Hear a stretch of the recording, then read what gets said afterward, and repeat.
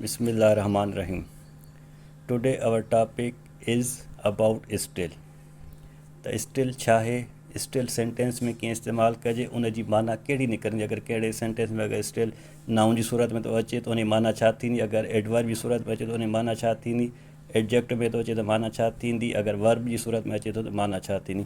त उनखे अॼु असां सिखंदासीं इंशाअल्लाह। अॼु खां पोइ स्टिल जे बारे में का बि कंफ्यूजन हूंदी त उहा ख़तमु थींदी आहे।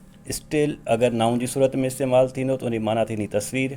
स्टिल अगरि एडवर्ब जी सूरत में इस्तेमालु थींदो त उन जी माना थींदी हाणे बि, अञा ताईं, तॾहिं बि, तंहिं हूंदे बि, अञा वधीक। स्टिल अगरि एडजेक्ट जी सूरत में इस्तेमालु थिए थो त उन जी माना थींदी ख़ामोश या बीठल। स्टिल अगरि वर्ब जी सूरत में इस्तेमालु थिए थो त उन जी माना थींदी चुप कराइणु, ख़ामोश रहणु। हीअ बि ख़ामोश, हीअ बि चुप कराइणु, ॿिन्ही जो थोरो सेंस यूज़ जो फ़र्क़ु आहे, उहो सिखी वठंदासीं।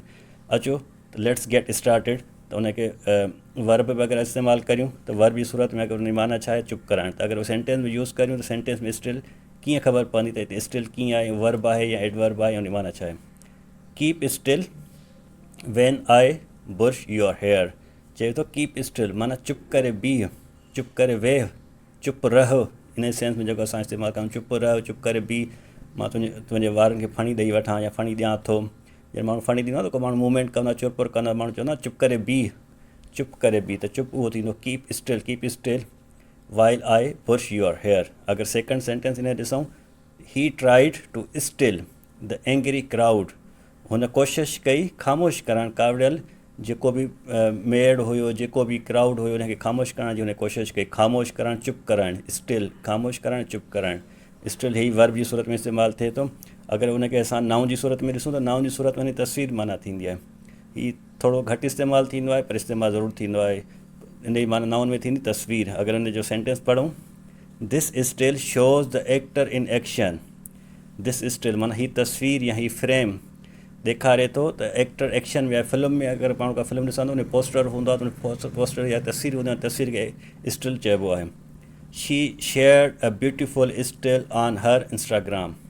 हुन शेयर कई पंहिंजी ख़ूबसूरत तस्वीर इंस्टाग्राम ते। जेका मूवी जी या फिल्म वग़ैरह जेका तस्वीर हूंदी आहे उनखे स्टिल चइबो आहे।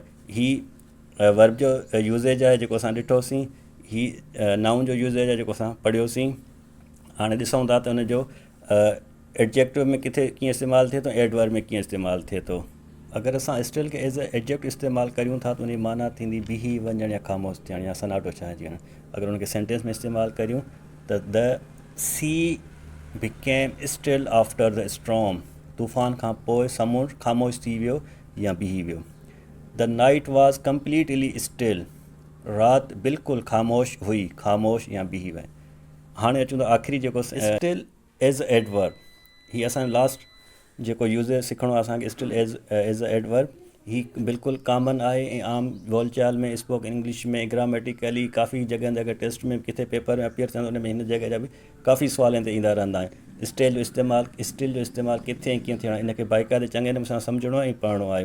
हीअ अगरि असां सम्झी वियासीं त असां स्टिल खे बाक़ाइदे सम्झी वेंदासीं। हला त अचो त हिनखे गॾिजी सम्झी वठूं। He still lives in Karachi. ही प्रेज़ेंट सिंपल सेंटेंस आहे।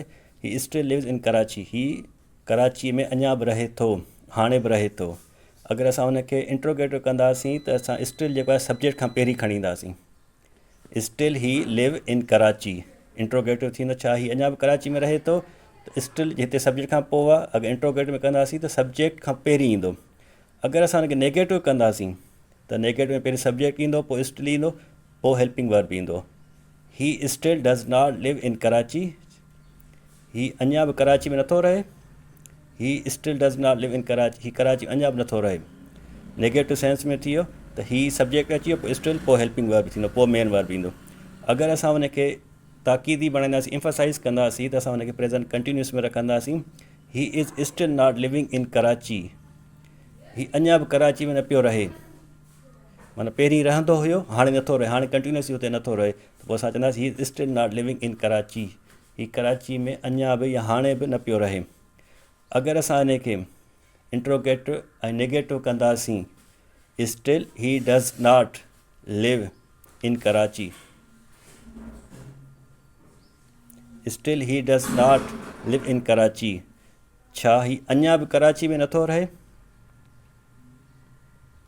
त हिते स्टिल असांखे पहिरीं अची वेंदो, पोइ सब्जेक्ट अची वेंदो। हाणे इन्हनि शयुनि में सम्झणो आहे त अगरि असांखे अफर्मेटिव सिंपल सेंटेंस में पुछणो आहे त सब्जेक्ट खां पोइ स्टिल रखिणो आहे। अगरि इंटरोगेटिव करिणो आहे त पोइ असांखे पहिरीं स्टिल रखिणो आहे, पोइ सब्जेक्ट रखिणो आहे। अगरि असांखे नेगेटिव करिणो आहे त पहिरीं सब्जेक्ट रखिणो आहे, पोइ स्टिल रखिणो आहे, पोइ हेल्पिंग वर्ब रखिणो आहे।